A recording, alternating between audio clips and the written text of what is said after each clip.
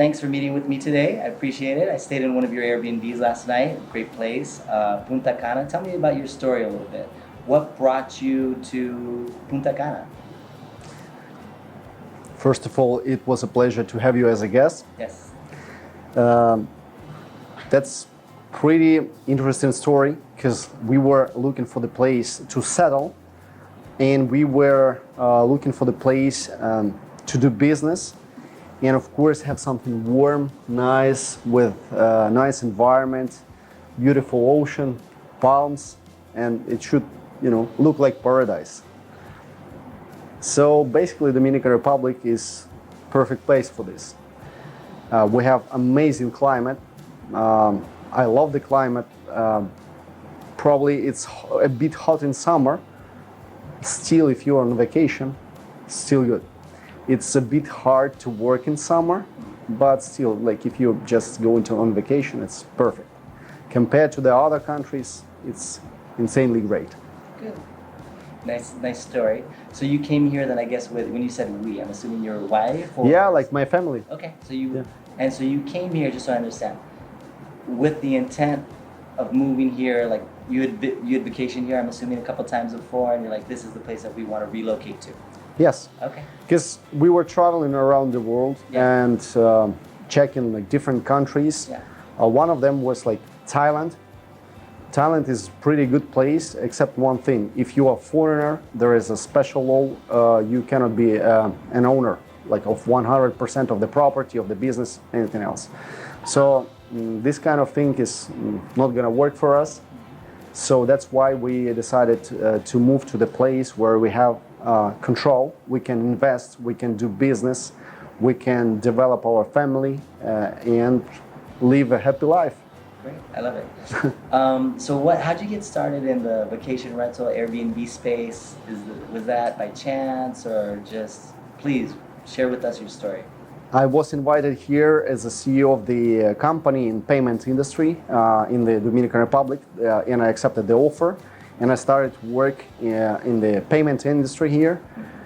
We developed a lot of connections, contacts here. Then we decided to buy with my partner one specific property. It's a penthouse, and we decided to develop it and basically flip it. So we renovated completely the property. It was like beautiful, everything. But at the time, the market was completely stale in terms of sales of the property. It was like zero movement. We were thinking, all right, what to do? What's the next step? Let's rent it. And like the Airbnb was at the time probably one of the kind of tech platform that arrived, and it was like everywhere in the States, but wasn't so popular still in Europe. And we decided, okay, let's give it a try.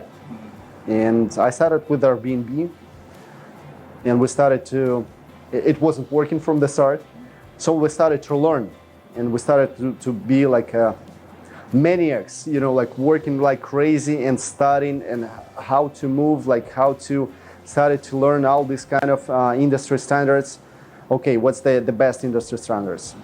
Let's check hotel industry. Let's check like entertainment industry. So we found the cleaning standards. Then we found the how to communicate with the guests properly.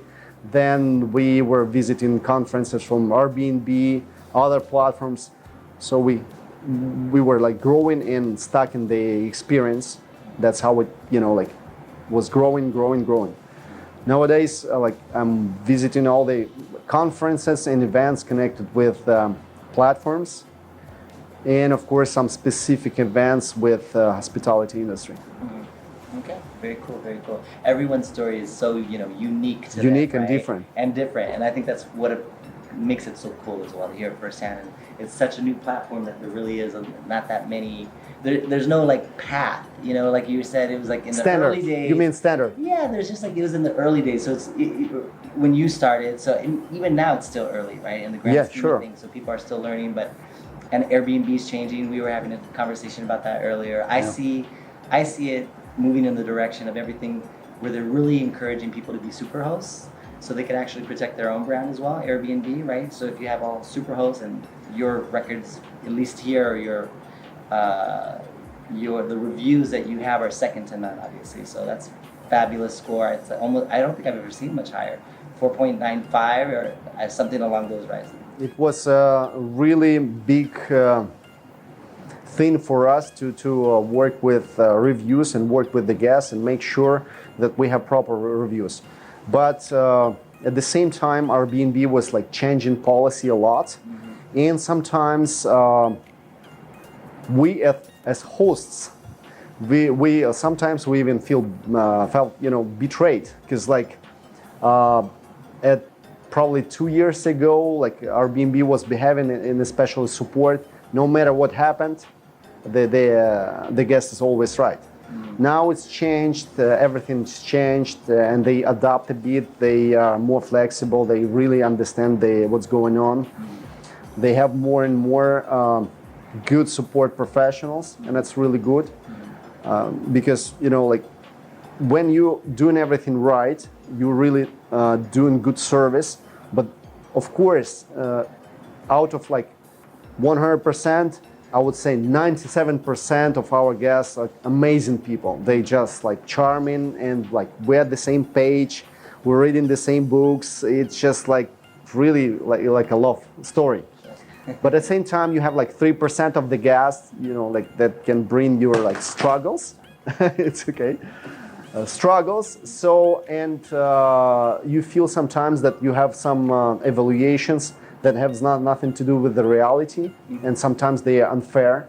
Yeah. And sometimes people are trying to claim what wasn't advertised at all. Mm-hmm. Let's say we have beautiful properties, it's an amazing ocean view. Let's say you cannot have those kind of ocean view in standard hotel. Or I would say 99.999% of the world. Maybe that's probably an understatement too. Yeah. But at the same time, we don't have like all-inclusive here. Sure.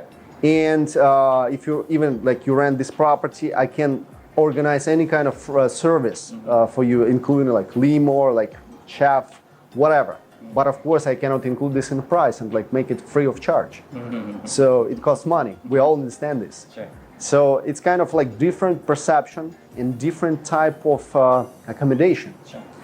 And more people right now want to have this type of accommodation instead of just standard package when you just kind of, I would say, in jail.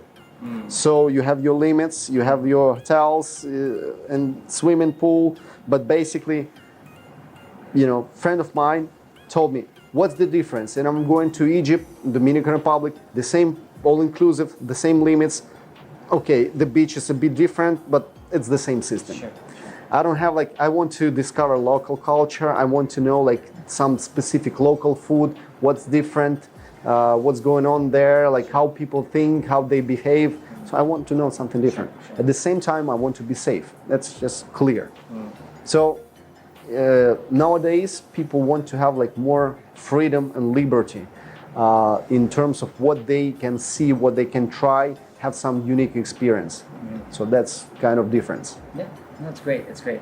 I love it. I actually stayed my first night in an all-inclusive resort, and I was like, this is not for me. This is not for me. So that's when I ended up going to your place and meeting Anna and then obviously you today.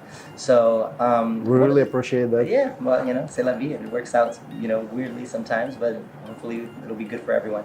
But so I wanted to talk about it, and you talked about it a little bit already, but in this whole Airbnb ecosystem, there's a lot of different players or things that you can do to earn money. In your case, I know that you have, I think, over 70 properties that you have here. 86. 80, sorry. It's good. I'm so it's sorry, all good. I apologize. Because we started probably not so long time ago, and it recently was like small amount of properties. Then we decided, okay, we can do more. Yes. But at the same time, we grow with some pace, so because like we checking and evaluating properties. Mm-hmm. So we don't take everything what's on the market. Sure. I think that's smart. You have to protect your brand as well. And, sure. and as an individual too, and as a company, I think, especially with everything on Airbnb being so much about the individual as well. So then basically, you're extremely successful in this space. I think that at least in Punta Cana, you're probably, number one guy, number one host, whatever, congrats. But thank you so much. You're welcome. So the premise of this show is to introduce people to successful people like you that are really doing a good job, and see what you've done and how you're positioning yourself in the market to basically, make a nice living off of Airbnb, not just rent out an apartment and make a little bit of side money, but actually it's your main source of income. You and your family seem to be doing great here. Like you said, you have 86 properties. So you're focused then mostly in what space? All right, so it's pretty clear image and standard. There are a lot of players in the market that they are renting really, really cheap. Let's say some people can rent the property here, I don't know, low season for $25. We cannot do this because we spent on the cleaning around $28 to $42, depends on the property, because one bedroom and 4-bedroom property is different volume. Of course. But still we spent money on cleaning, and we spent money on reparation, renovation, especially with those cases like air conditioners here. It's just and especially properties that beachfront. So you need to invest a lot of money, because let's say you just put the grill outside of the apartment, 3 months, you're not, really doing good maintenance. You can throw it, buy a new one. I see. 3 months. Yeah. Any kind of computer outside of the property, months. It's done. Computer, anything. Yeah. So it requires. It's beautiful. It's good for health. It's really good for your lungs, but it's really bad for any kind of equipment. Sure. So we really need to take care. Put some special oils. Do a lot of maintenance, additional maintenance. People cannot even imagine. Even though, let's say you live in somewhere like beachfront in Canada or US, it's not like here, because basically everything just get rusted so quickly here that you need to keep up with the maintenance. Sure. And it costs probably triple of what you're doing normally. Still it's worth it because you have beautiful view and you can deliver this kind of lifestyle. Sure. The same time, we are a bit lower than all-inclusive. 4-star all-inclusive hotel, because we can still do the math for people. They expect, they need to spend money on food. At the same time, they can bring big family, be together, have their space, but at the same time, they have experience, they spending money on different stuff here. Yeah. So we're still a bit below the all-inclusive level. Because the difference you can spend on food or something else. In terms of economy, you spend less probably with the apartments, of course, and you have more experience. So we kind of here in the cloud, in between of the cheap hostels and cheap apartments that we don't want even touch, because they don't have service, they don't have quality standards, and I don't want to end up with our guests somewhere in the hospital, something like this, because it's still tropical country. You definitely need to spend money on cleaning. Yeah. So you need to make sure that you are above this level, so you avoid these kind of basic risks. You know that your guests always safe and always in good conditions, and that's it. So we are in this cloud between of massive all-inclusive and the cheap properties that we don't want to even manage. Sure. Because that's completely unacceptable level for us. So you're a selective property manager. That's your business model, essentially. Yes. If I wanted to just Exactly. let it boil down. Yes. Okay. So very interesting. So in your case, obviously, to be We qualify the property. Sure. No, but to be able to really, make a successful business company out of this, you need scale probably, right? Sure. You know, so that's why you have so many properties, and obviously you're doing a great job because of the reviews. You know, proof is in the pudding, right? So you're a property manager. Essentially, you reach out to owners. You say, "Hey, this is what we think we could do for you. Yes. We think it will give you a better forecast than you would otherwise as on the open market in a traditional rental scenario." Yes. Okay, great. You know, like it's pretty amazing that we in this country we never did advertising because like we have the best advantage we have in this country. It's like reputation. Sure. Because like we did a great job. Everybody see what we do. Yes. So they want to join. Yeah. We never like got advertised here in local newspaper. I don't know, even like social networks. Nothing. It's a great place for someone, I think, that is diligent as well. That has a lot of training, maybe outside of the Dominican Republic. Oh yeah. So because where standards are different, right? Sure. And, you know, you lived in the U.S. and other places like that, where you know, obviously you're a professional at whatever you do. So we're going to study in the U.S. all the time. Yes. Yeah. That's what we do.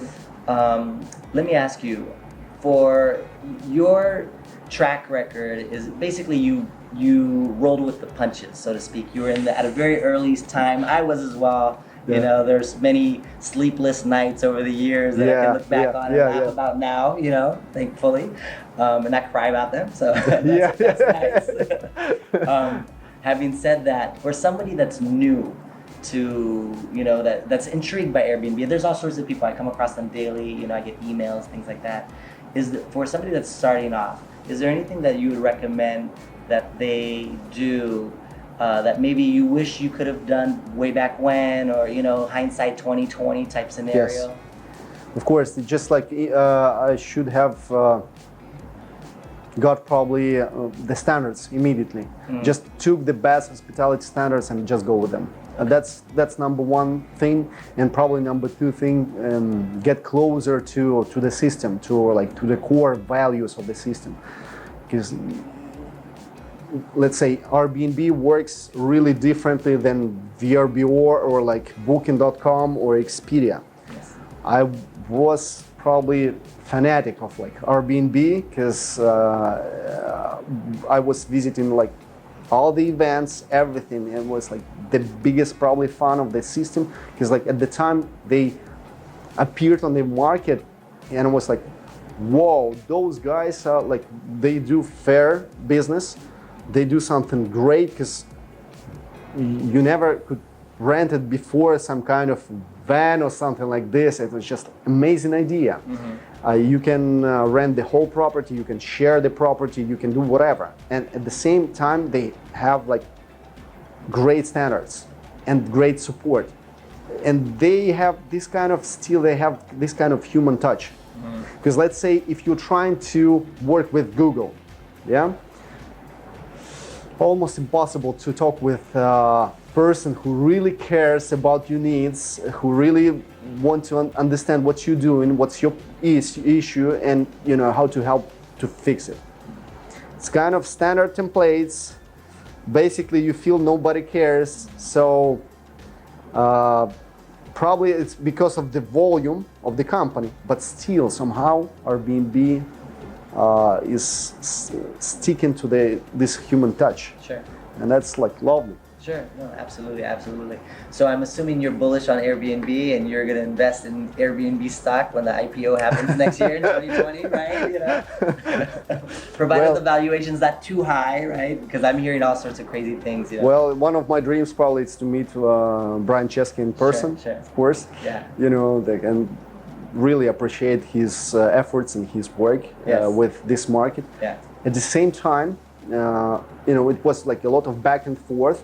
And we still see it is developing platform, and it's like changing all the time, almost like a human being. Because like, let's say 1 year it was okay. For now, for us, like number one was reputation, so we were like on top.